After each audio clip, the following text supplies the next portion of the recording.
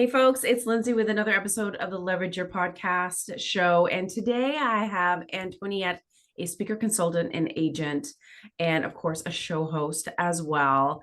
And what I loved about Antoniette is that she kind of finds like you find diamonds in the rough, Antoniette, and you like make them shine. You, for lack of better terms, you polish them and get them started. Because when you're a podcast host and you aspire to all those people on stage, or maybe you've spoken only once or twice, you're like, how can I get there?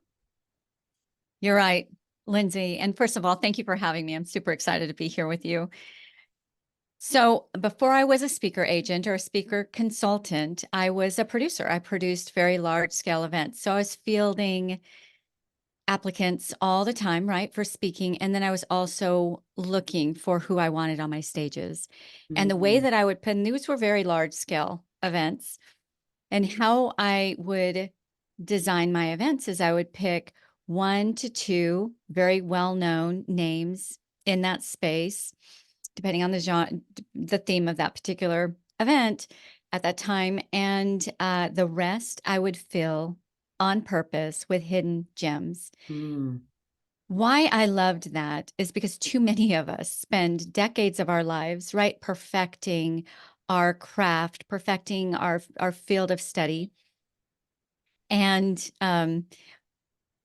when we retire to the next level of life, or we just retire, then all of that's gone. It's not passed on. Maybe somebody writes a book, but really the most powerful way to get that curated knowledge out there is to use your voice. Podcasting is one of the greatest ways to do that.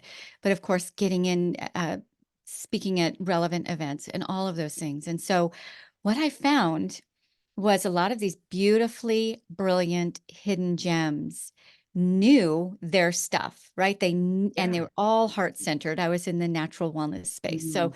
they were all very heart-centered, wanting to help people, but they didn't, number one, they didn't know how to monetize the microphone. And number two, they did not know how to temper or the cadence of what was needed for people to really be able to absorb the information they were giving. Ooh. So an example is they would, maybe follow a very well-seasoned speaker, and that the speaker has it dialed in, knows when to get the laughs, knows when to go heavy, pull back light, all of the rhythm and orchestration that goes into a powerful talk that connects. And then maybe a less seasoned speaker, still brilliant, still courageous, right? They want to get their Mhm. message out there, but they would get on and they would just dump the whole pot of pasta on everybody's heads, Right. right? What do you do when you're full? It could be your favorite dish in the world. It could be your grandmother's, right? Best 3-day Sicilian pasta sauce, right? It could be amazing. But they keep feeding it to you. And you're just like, oh gosh, I love it. I just can't, not one more bite, right? That's the last way you want to leave an audience. You want to give just enough nourishment. So they're like, okay, I digested that. That was amazing. That is transformative. That was delicious. Where's my next bowl coming from? That's the way, obviously, that you want to leave your audience. And so I was seeing this event after event. I'm like, how can I make a difference? I want their voices heard. And that comes from a very personal backstory of wanting to make sure everybody knows what their options are when they're making any significant decision. So the next best step, of course, was to become an agent and be able to guide them in that process. And so that's the journey from being a producer to now being a consultant and an agent. That is so true because, and I've seen people on stage where I'm like, the content's good, but I missed something or something happened too fast or they explained it in kind of not a concise way, whatever. It was like how it's delivered and even like stage presence and people that are like paid for like keynote speaking, like, and they have like, coaches and what have you, but they have that dialed in.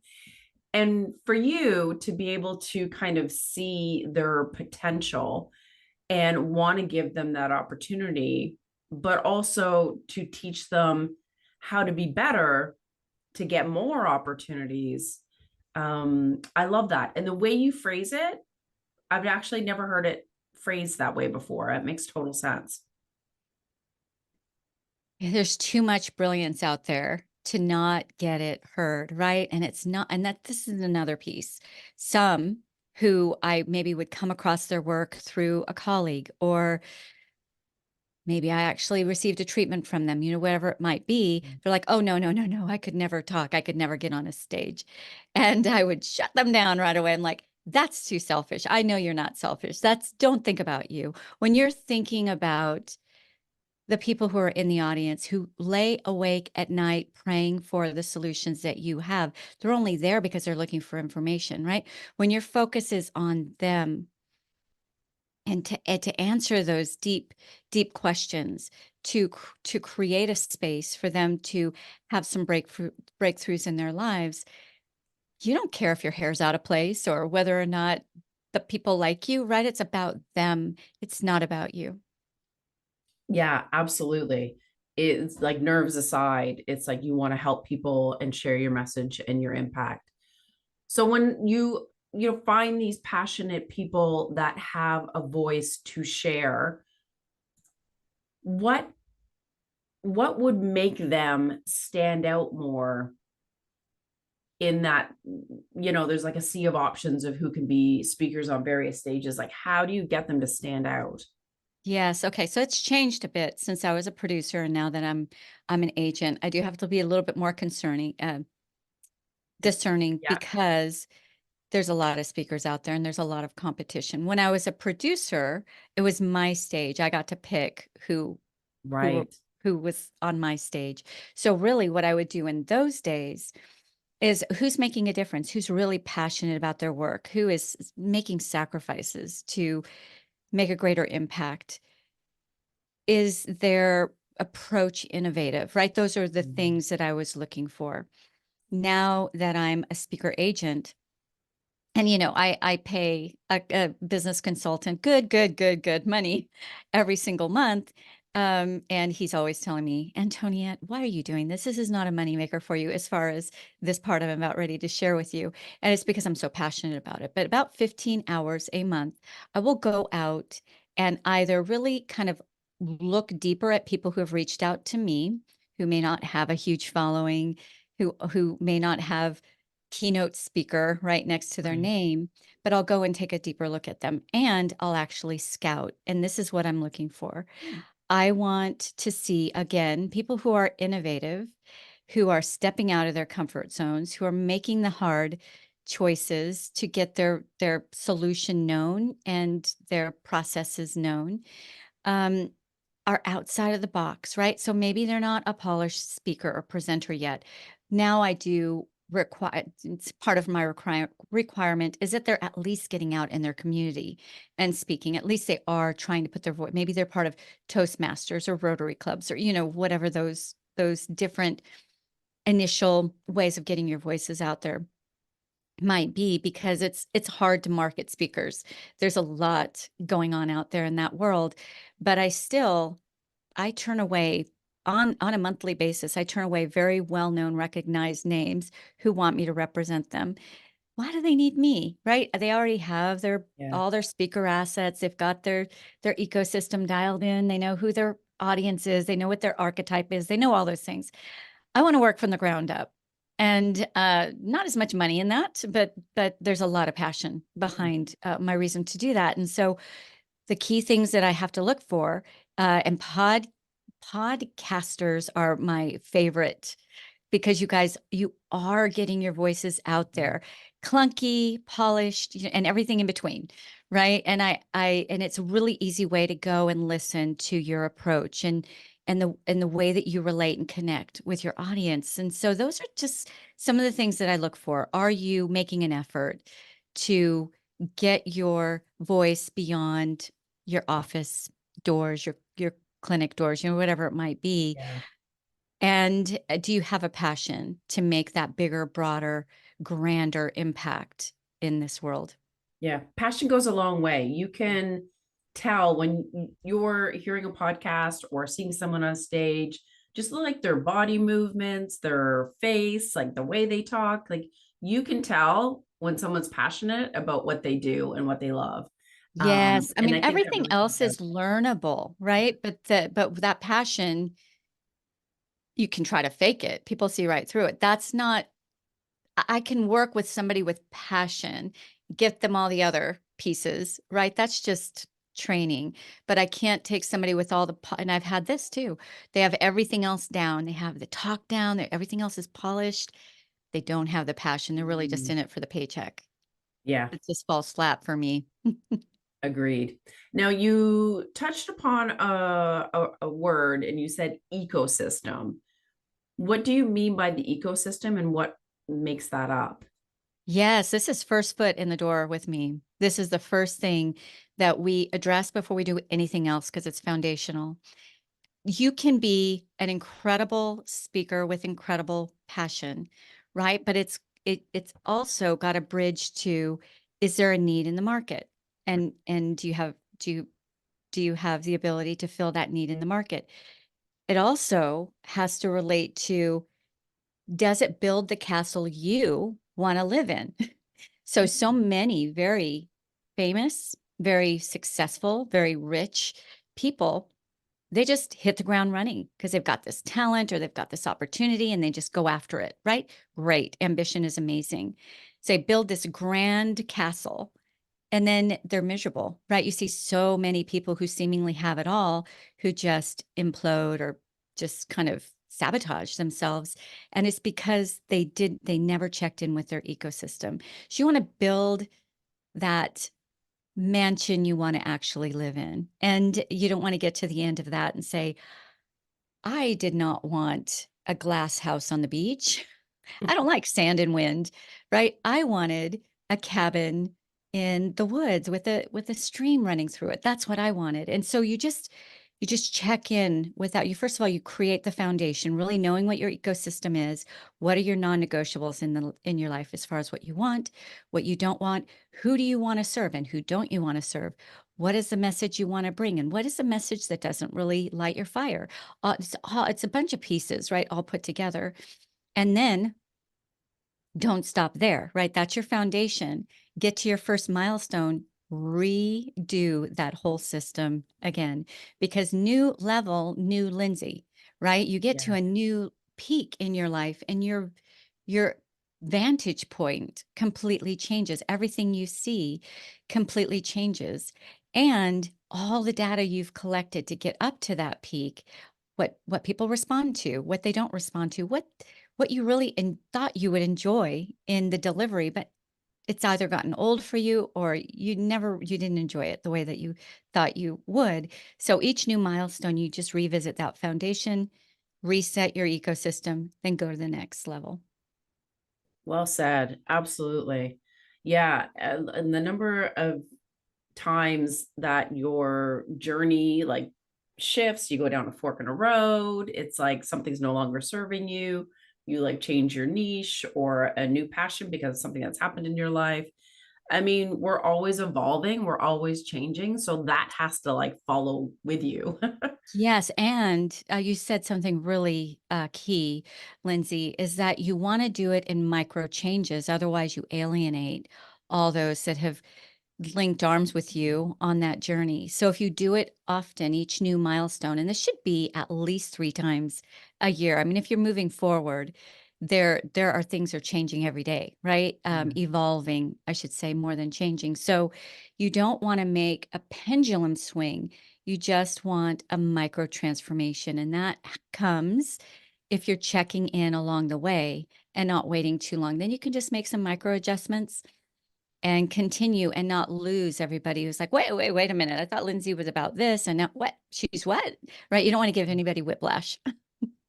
I know. Do you find some people they have like a keynote speech topic and then they like will take that to their grave. Like they just that's it. Like I feel like I really enjoy when different entrepreneurs are growing and changing, and they have new talks or they have a new topic or something else that they're passionate that can serve the audience. And I mean, you don't necessarily want to just jump with the trends, but I like to see those changes. Yes. Okay. So, oh, this is so good. I love this. So there's a difference between, okay, in different seasons of your life, you are close to different people within your family unit, right? Just if you and your sister are having babies at the same time, you're Right. just going to spend more time together. I don't know, maybe your uncle builds a business of a business that you're in, you're going to spend more time together. There's different seasons in lives. The same is true for you as an artist, right? As the artist of your career and your life. So what I do as a speaker agent, and this is so critical, again, yes, you're going to have that same talk over and over and over again, or you're going to be all over the place with all your talks and a confused mind doesn't buy, right? We need to Right. understand, who is Lindsay Phillips? What does she stand for? If I want something done, what is that something I go to her for, right? And so there is a balance in there. What I work with my speakers on is I've been trying to come up with another name. If anybody out there has a better name, please tell me, because this name does not fit it. But we create their signature talk, but it's really not a talk. It is a sphere of their brand. In that talk, it's an accordion. It can go up and down, sideways and forwards, depending on what audience you're speaking with. Do they want a Mm. 45-minute talk? Do they want a 3-day? Are you going to speak at a 3-day retreat of theirs or a conference? So there's lots of room, but also within there, in your actual content, depending on what they want, one piece of that content can become a whole talk in Right. itself. So in your so-called signature talk are 100 different talks, but you always snap back to your core brand. So there's never confusion about what you're an expert in and why would I go to you versus some other person. So yes, there's definite value in becoming known for a sphere of expertise. At the same Yeah. time, nobody wants to eat the same dish every single day, right? You do need to have some relevance and some variety in there. There's a deliberate way of doing that. I have never heard of it being explained that way, but I love that having that core, but you have like, different jumping off points that you can have like micro talks about or whatever. And yeah, you're right. It does change and morph slightly, like depending on who you're talking to. And yeah, that it helps me picture it in my brain. Great. I love that. So when you have these, emerging speakers that are coming up, how do they find their, I don't know if this is the right word, but like their vocal brand, like how their Mm. speaker identity, I guess, is maybe that's the right Yes. word. Okay, you are just on point with your questions. These are so fun. We didn't even really rehearse what we were going to ask. This is really, really good. Okay, so Lindsay, this is another part of the ecosystem building that we do. The foundational. That's the first thing that has to be done when I bring on, actually, before they can even get the agency representation conversation with me, they have to go through this process because, well, number one, I know if I don't get to represent them or for some reason it's not a good fit, they have their right, all the pieces of their puzzle are put in the right order that makes their launching pad go in the right direction. So they're not circling the mountain for 7 years, which most speakers do. But if they really do find that voice and get that direction to stop circling the mountain and get actually to Yeah. the pinnacle. So what we do is, if you can picture two upside down L's, right? There's an upside down L on the right, there's an upside down L on the left. So you've got these two, let's say you're on a mountain flat, right? Yeah. Looking down at a huge cavern in Ah, between. got it.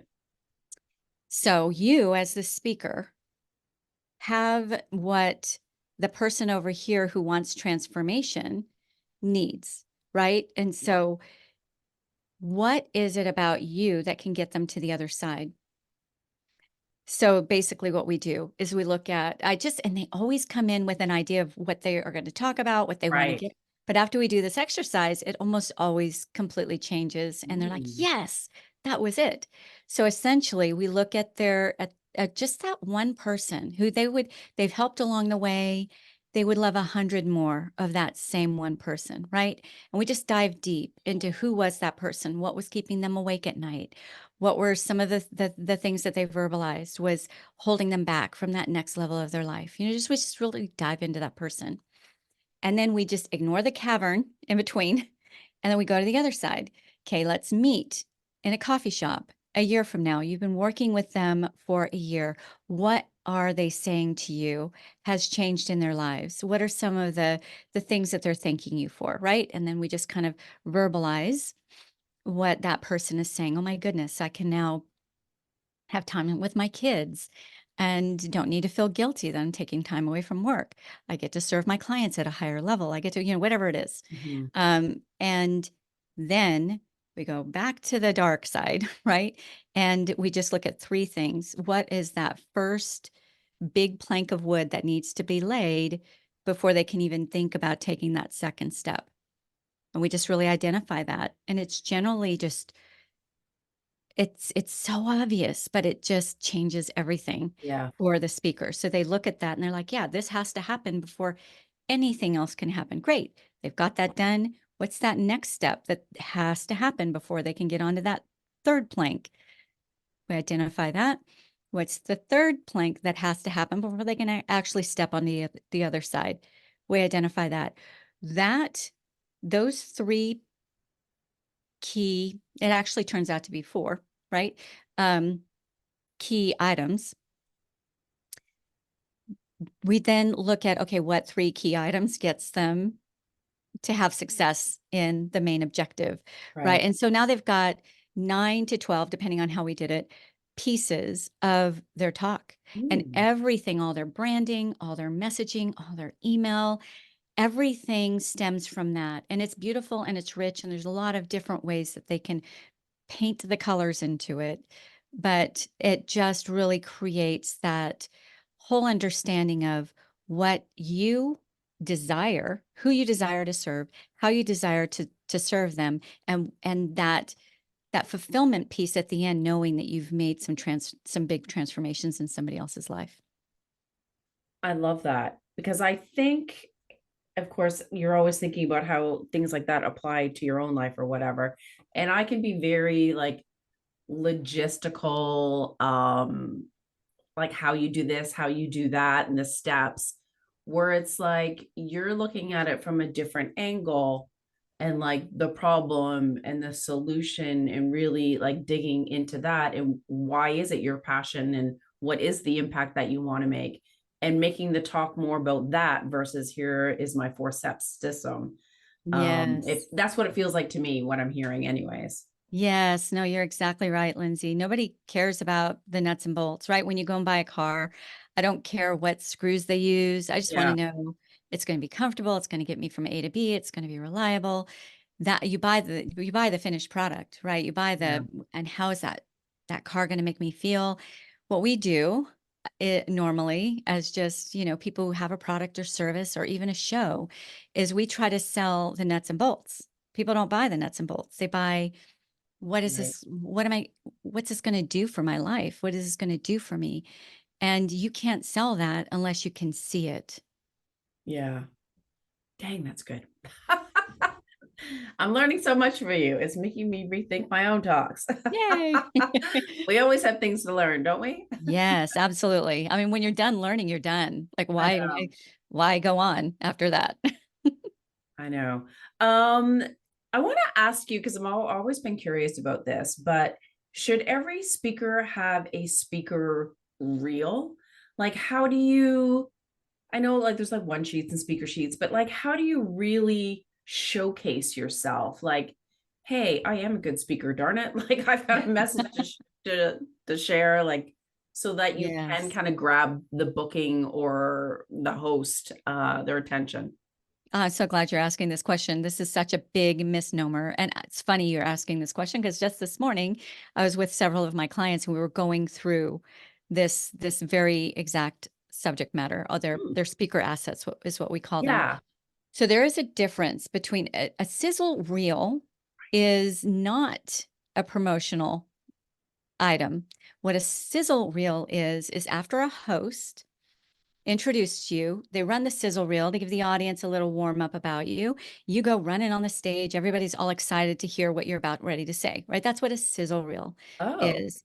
There is a demo reel, and then what I call a pro clip. It's something I've made up. I'm sure other agents out there have. I don't know, maybe I'm fully original, but this is something that I have found to be very, very important and pivotal in getting my speakers booked. So what a demo reel is, that's your marketing piece. Gotcha. And essentially it's not very long, and it just gives the decision maker, the speaker booker, a glimpse into who you are, what your credentials are, a little bit about your subject matter and your delivery style, right? So sometimes it's just a voiceover with some of clips of you in the background, or it's you speaking and then you fade away and they actually get to hear you do a little clip of your presentation. Mhm. It really shouldn't be over, 2 to 3 minutes. It's a very small. Same with your demo reel, should be maybe a minute and a half to 2 Yeah. minutes tops. The pro clip is no more than 2 minutes. And this I utilize all the time. And this is more of one-to-one conversation because it's not practical to think that everyone I pitch to, I'm going to get my speaker on the phone or in a video or in a Zoom to be able to say, hey, this is who I am. And this is why I think I would be excellent for your event, your corporation, your L&D program, whatever it might be. So I actually have them pre-record one broad enough pro clip where I can promote them. Now, sometimes when it's a big event or a very targeted event, I'll go to them and ask them for a specialized pro Right. clip for that. But for the most part, this covers the basis. And I have had so many speaker bookers say that's what did it. That's what got me to Ooh. look at you, to your speaker over and above, all the 1,500 other applicants that I got, because they get to just hear your voice. Yeah. Hi, I'm Lindsay Phillips. This is what I do. This is who I serve. This is the transformation I bring your audience. And you never even have to say, and this is my style, because they're Yeah. seeing your style. They get a sense of Um, your personality. yes, and your presence and how you carry yourself. Yes. I love that. Yeah, I mean, not that I book people on any stages, but I've never seen or heard of that before. So I think that's really unique and it kind of adds that extra personal touch. And Hmm. so that the host can make a better decision. And really, when hosts of events can make a quicker decision, I'm sure that's advantageous. Yes, quick sideline on that. So some speakers will come in with like a 3-page contract, like a speaker's contract. You do want to make it quick and simple and no brainer. Really, most speaker bookers, all they care about, because their job relies on it, is that you are going to make them look like a rock star, right? For finding you. They don't care about pinching pennies. They have a budget. They're happy to spend the entire budget as long as you're going to make them look good and give them job security. Mhm. Right. And I think that most speakers think, I got to come in, I got to beat the price. I have to. And that's not it at all. They want to know you're a sure bet. You're going to deliver. You're going to deliver transformation in your talk. And tip there is always make sure not to make your concept so big that the audience can't walk away with at least one transformation right there and then. Yeah. Something they can implement right there and then, not have to read another thing, not have to look at another thing. It's just so doable. Mel Robbins is a master at that, right? That she could Mhm. just, just hear her for 5 minutes. You're like, I can do that. That is so doable. I can count back from 4 or whatever. Yeah. But just I know. something that isn't, it's not fluff, it's real, it's Yeah. real transformation, but it's also not complex. It's bite sizable. Perfect. And at what point do you like get to where you can charge for speaking? Or does it just happen organically and people approach you for a paid gig and then it just happens? Sometimes it happens organically. Really, the more you get yourself out there, the more visible you are, the more you're going to just happen upon the person that's looking for you, and they're tasked with finding a speaker for, and they're going to come to you. But really, it is about visibility and exposure. Yeah. And one of the things that will get me to say no to a speaker is one that's like, I don't do unpaid gigs, and I don't do podcasts, and I don't travel without a stipend of what, it's just like, that's fine. Good. Go Yeah. do it. Right. Go Yeah. ahead and do it. What I find are those who are generous with their time, generous with their IP, their intellectual property. They are the ones who really make it, because when and first of all, let me take away this misnomer. There is never an unpaid speaking engagement. Done right, any speaking engagement, even when you're on somebody else's podcast, if you're discovered by one person and Mhm. you've got a product or a service, that is a paid speaking engagement. I have one speaker who's brilliant. I could never do this. I don't know, never say never, but he tracks in a spreadsheet everywhere he speaks, and whoever comes into his sphere from that particular engagement. And 3 years from now, he can tell you that one person I met 3 years ago at this engagement, it has paid me $200,000 over the Wow. three. Like, he can say it down to the penny. That's I'm crazy. just like I'm just more general about, oh yeah, I met her at, this Dallas convention. She became my agent. I became Yeah. her agent, and so on and so forth. But all of that to say, there's no unpaid speaking engagement. You're either getting paid by premium clientele, right? Your right fit, perfect fit clientele, or you're getting paid by authority, credibility, Mhm. credentials building. And if you're doing it right, you're getting those valuable testimonials. You're getting those other pieces because you're intentionally go into it intentionally with a plan to work that engagement in the right way. Real quick story. I was last July, I was a speaker at an event in Florida. I'm in Texas, so it was a bit of a Yeah. travel. I'm running a busy business. It was definitely a sacrifice to take off the time to go do this. But they said they're going to have 8,500 people there. I spoke with the producers, and right fit to me, right? Don't just speak to speak. Make sure you're in front of Yeah. your right fit person. But a month out, the producer told me they had sold 6,500 tickets. I'm like, okay, I've been a producer. I know a lot. Your biggest ticket sales come in that last month. They're going to hit 85, but even if they don't, 6,500, I'm happy with that. Right. And so, because I was a speaker, I got a certain number of free tickets for my speakers. 3 of them took me up on it, came with me. Lindsay was all. It was in this gorgeous grand hotel. I don't think there was one lanyard that I looked at that wasn't either a speaker or a vendor, right? There was not one attendee lanyard. There was an uprising in the Oh, conference hall. There was an uprising in the exhibit hall. These exhibitors had flown in from all over the world with all of their wares, losing tons of money. But I'm just sharing this with you because, yes, I expected hundreds, if not 1,000 or so in my audience. I got 10 people in my audience, and I was a lucky one. I dang. got 10 people in my audience, 3 of whom were my speakers. So really it was 7 people in my audience. That was a $33,000 engagement for me in the end. And that's still not done. I made relationships there that are still going to grow Yeah. into more, right? But I saw brilliant people. I would sometimes just go into one of the little breakout rooms and sit, even though I wasn't interested in the topic, just Yeah. because there was no one in there. I didn't want that poor speaker to be speaking to nobody. So I would just sit in there and just, but I was also an MC at this event, and one of the speakers, all 3 of my clients were interested in. So they all went to listen to this doctor talk, and she was really compelling, really interesting. There was maybe 7 people in the room.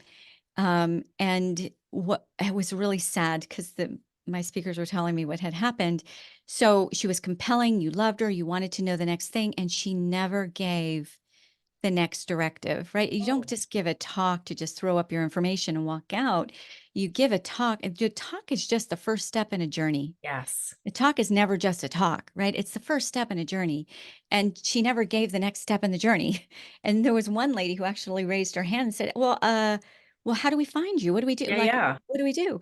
And she goes, oh, here's my LinkedIn, on the screen, and here's my Instagram. Just follow me. Goodness. No. She was leaving tens of thousands of Heck dollars, yes. and she was probably complaining that what a waste of a trip, right? But really, you can make any speaking engagement, whether you've got 10 people, 10,000 Mhm. people. If you're in front of your right people, that's the biggest thing that I look at. I don't look at the numbers as much as I look at, are you in front of the right people? And that's part of the ecosystem. You find out exactly who that one person you speak to every single time you talk till you evolve intentionally, and you're talking to a little bit differently. You're talking to her sister now or whatever. But if you can speak and touch the heart of and make connection and make community with that one person in the room, you've got all of the ones who can relate to her, Yeah. all ears, right? They're connecting with you. They believe you found their diary somewhere. How did she know that about me? Yes, this is keeping me awake at night. Yes, that's the solution I want. It's not about your information. It's not about what the host check is giving. The host check is, even if it's a $20,000 engagement, that is always going to be the littlest check there is for that speaking engagement. Your bigger Mm, checks is the audience. what a great quote. That was such a good story. And you're so right. You can monetize in so many ways versus simply being paid for the keynote speaker to stand on stage. The options are endless, really. Yes. I love that.